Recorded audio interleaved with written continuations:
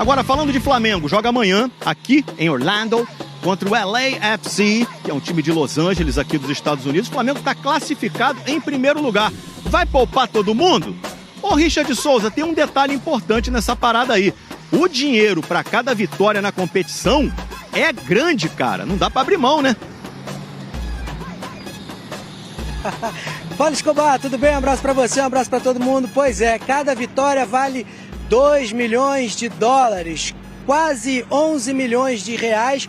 E o Flamengo já garantiu até este momento 147 milhões de reais. Pode subir então esse valor se ganhar do Los Angeles FC. O time fez o último treino aqui em Atlantic City e o Filipe Luís tem essa possibilidade de preservar algum jogador, de dar mais rodagem a outros, o Pedro, por exemplo. Mas tem a questão dos cartões.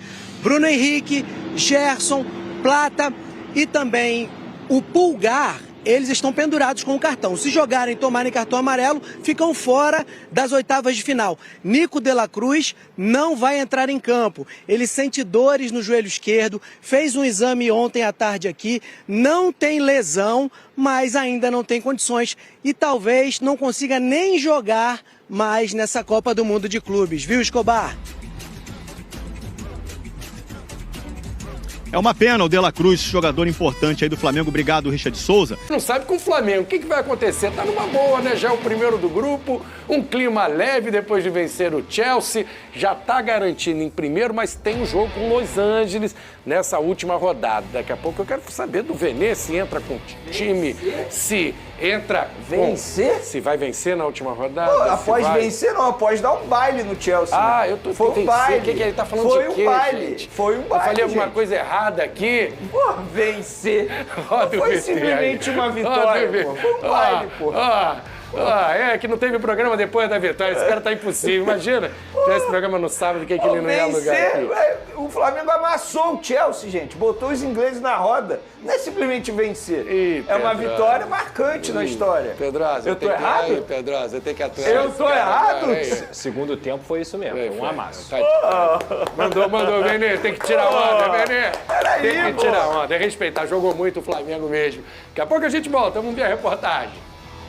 A semana do rubro-negro começou da melhor forma possível, com classificação na liderança do grupo, após uma vitória emblemática por 3-1 contra o Chelsea. Quem ganhou pontos com o técnico Filipe Luís foi Bruno Henrique, que saiu do banco de reservas para ser o craque da partida. Cara, muito feliz, diante de uma grande equipe, que é o Chelsea. E, graças a Deus pude ajudar com gol, com assistência também. Então, parabenizar toda a equipe, demonstrou garra, demonstrou força de vontade. O próximo desafio será nesta terça em Orlando, contra o já eliminado LAFC. Com a primeira posição do grupo garantida, Filipe Luís pode promover mudanças no time de olho nas oitavas de final. Uma vitória ainda garante mais 2 milhões de dólares aos cofres rubro-negros. O clube já desembolsou 11 milhões e meio de dólares na fase de grupos. O time do Fla está desfrutando da Copa do Mundo de Clubes e quer seguir vivendo o sonho americano. Tô nem conseguindo mexer no telefone, tá travando. Feliz. Acho que minha família tá muito feliz também. Então, vou continuar trabalhando para dar mais felicidade para eles.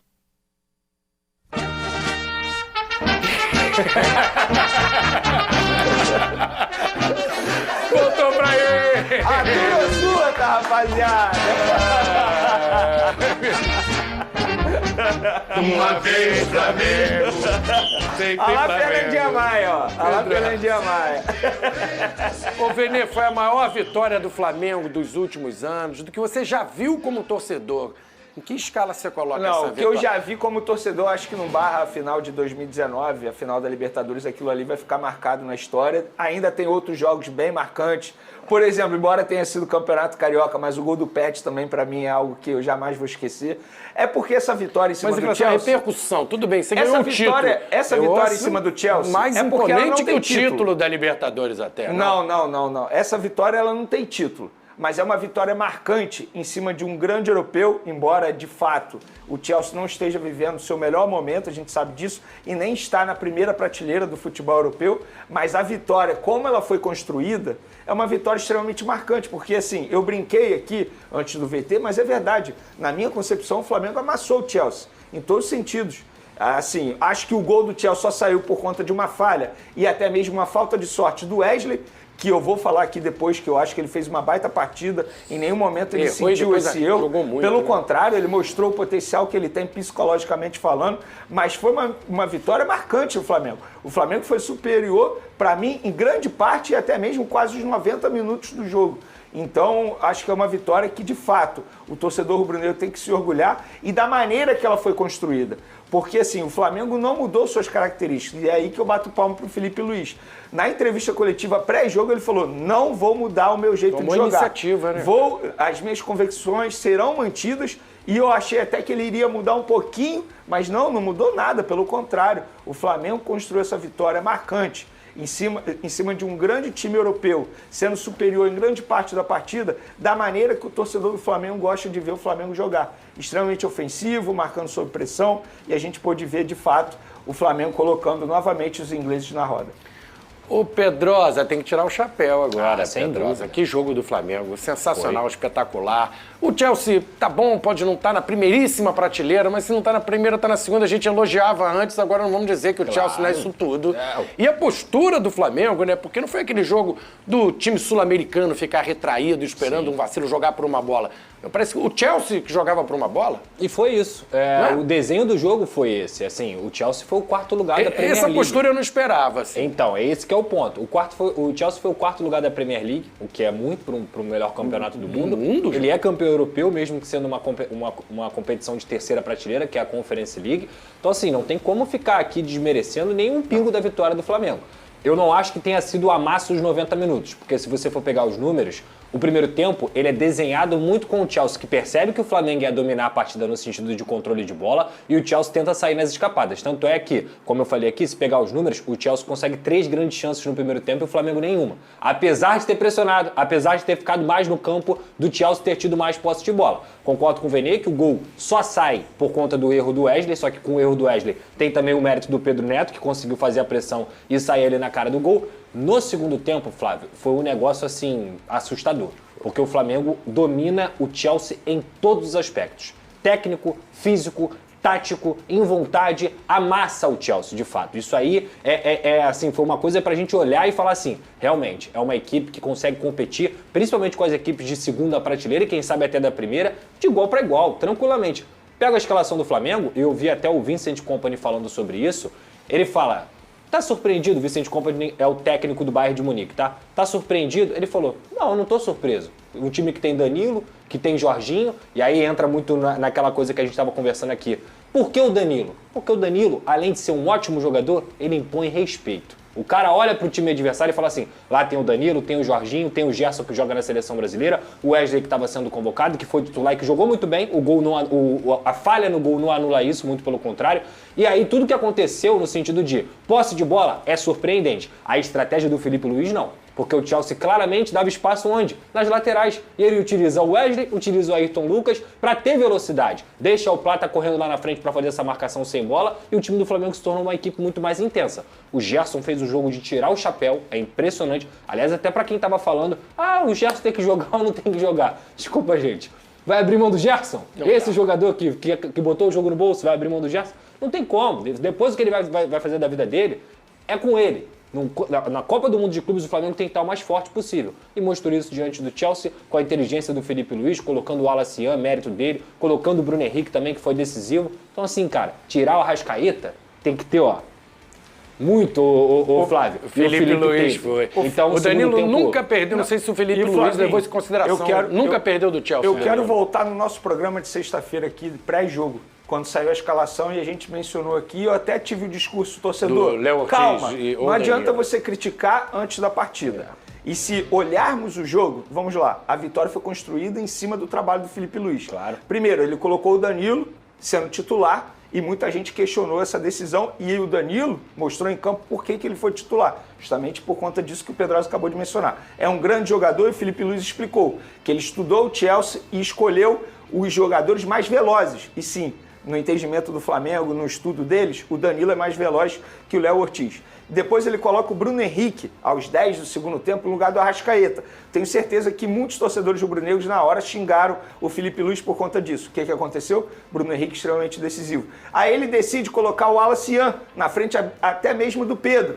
E eu tenho certeza que muitos rubro-negros de casa falaram, como assim? Tá maluco? Vai botar esse garoto? E o Pedro, tem que botar o Pedro. O que aconteceu? O Wallace Ian foi lá e fez o gol. Então, são decisões feitas em cima de um trabalho diário do Felipe Luiz. Gostando ou não das decisões do Felipe Luiz, ele em determinado momento vai acertar. E tem acertado muito mais do que errado. Você pode não concordar, mas o cara é extremamente estudioso, entende de futebol, tanto é que a gente pôde ver esse jogo em cima do Chelsea. Uma vitória construída das decisões com as dele. decisões O cara do tá Felipe mandando Luiz. muito bem, E as Pedrosa. substituições são pautadas em intensidade. Pode olhar, por que ele tira o Arrascaeta? Porque ele acha que o Arrascaeta não é craque? Porque ele acha que o Arrascaeta não é um gênio? O Arrascaeta é um gênio, mas ele não é intenso. Por que ele não coloca o Pedro? Porque o Pedro não é intenso. Então, assim, o Léo Ortiz é mais lento que o Danilo? Eu tenho certeza que o Léo Ortiz é mais lento que o Danilo. O Danilo o Léo era Ortiz, lateral, né? Tecnicamente, é um monstro. Ele é um monstro. Ele é o cara que consegue achar os passes em profundidade, consegue até, muitas vezes, achar passes como um meia. Mas pro estilo de jogo, que naquele momento ali era do Chelsea, ainda mais tendo o Danilo com a experiência que ele tem, é mais importante o Danilo. Aliás, eu falo nesse programa aqui desde janeiro, desde o momento que o Danilo chegou. Se alguém tem que ser titular dessa zaga do Flamengo, eu não tenho dúvida que seja o Danilo. Mas tem que fazer uma menção honrosa também ao Léo Pereira, que fez uma baita partida. Não, e por falar em Léo Pereira, seria até meu próximo comentário. Ele, entre aspas, é considerado patinho feio do setor defensivo do Flamengo, mas as partidas que ele vem fazendo, a gente pouco menciona porque ele está jogando ao lado de um Léo Ortiz, que está jogando muita bola, considerado o melhor zagueiro do futebol brasileiro por muitos, e ao lado até mesmo do Danilo, que é outro cracaço da zaga também, que sempre que entra faz grandes partidas. Aí a gente acaba até, entre aspas, esquecendo do patinho feio Léo Pereira, mas as partidas que ele vem fazendo são partidas muito boas, embora tenha falhado em determinado momento ali que foi decisivo em derrotas do Flamengo, mas isso para mim não apaga os grandes jogos que ele vem fazendo com a camisa do Flamengo. É isso aí, nação rubro-negra, abençoadas e abençoados, prestem atenção nessa grande informação que acabou de sair. O Brighton da Inglaterra faz uma proposta milionária pelo lateral direito Wesley, é isso mesmo, né? Eu vou falar uma coisa para vocês, o Flamengo, né, dependendo da quantia que o Brighton da Inglaterra poderá formalizar, pode sim vender o lateral Wesley para o futebol europeu. Segundo, né, informação do Bola VIP, a primeira oferta foi recusada pela diretoria rubro-negra, mas a diretoria do Brighton promete, né, aumentar. E essa equipe do Brighton, a mesma equipe do Júlio Enciso, que o Flamengo tem interesse numa dessa aí, né, abaixa um pouco a pedida, né, o Flamengo consegue também convencer o staff do Júlio Enciso a fazer com que o atleta possa voltar ao futebol sul-americano, vender o Wesley para o Brighton, né, por uma quantia de 25 milhões de euros e depois desembolsar ali